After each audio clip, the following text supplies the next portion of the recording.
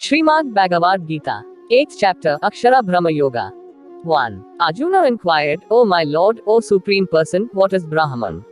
What is the self?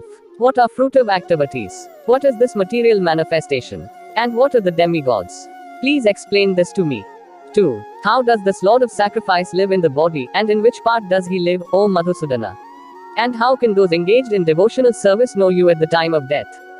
3. The Supreme Lord said, the indestructible, transcendental living entity is called Brahman, and his eternal nature is called the Self.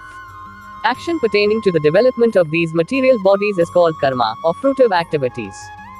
4. Physical nature is known to be endlessly mutable. The universe is the cosmic form of the Supreme Lord, and I am that Lord represented as the Supersoul dwelling in the heart of every embodied being.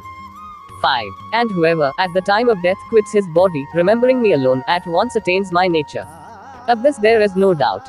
6. Whatever state of being one remembers when he quits his body, that state he will attain without fail. 7. Therefore, Arjuna, you should always think of me in the form of Krishna and at the same time carry out your prescribed duty of fighting. With your activities dedicated to me and your mind and intelligence fixed on me, you will attain me without doubt. 8. He who meditates on the Supreme Personality Godhead, his mind constantly engaged in remembering me, undeviated from the path, he, O Partha, Arjuna, is sure to reach me. 9. One should upon the Supreme is the one who knows everything, as he who is the oldest, who is the controller, who is smaller than the smallest, who is the maintainer of everything, who is beyond all material conception, who is inconceivable, and who is always a person. He is luminous like the sun and, being transcendental, is beyond this material nature. 10. One who, at the time of death, fixes his life hair between the eyebrows and in full devotion engages himself in remembering the Supreme Lord, will certainly attain to the Supreme Personality of Godhead. 11. Persons learned in the Vedas, who utter Omkara and who are great sages in the renounced order, enter into Brahman. Desiring such perfection, one practices celibacy. I shall now explain to you this process by which one may attain salvation. 12. The yogic situation is that of detachment from all sensual engagements. Closing all the doors of the senses and fixing the mind on the heart and the life air at the top of the head, one establishes himself in yoga. 13. After being situated in this yoga practice and vibrating the sacred syllable Om, the supreme combination of letters, if one thinks of the Supreme Personality of Godhead and quits his body, he will certainly reach the spiritual planets. 14. For one who remembers me without deviation, I am easy to obtain, O son of Pratha, because of his constant engagement in devotional service. 15. After attaining me, the great souls who are yogis in devotion, never return to this temporary world, which is of miseries, because they have attained the highest perfection. 16. From the highest planet in the material world down to the lowest, all are places of misery wherein repeated birth and death take place. But one who attains to my abode, O son of Kunti, never takes birth again.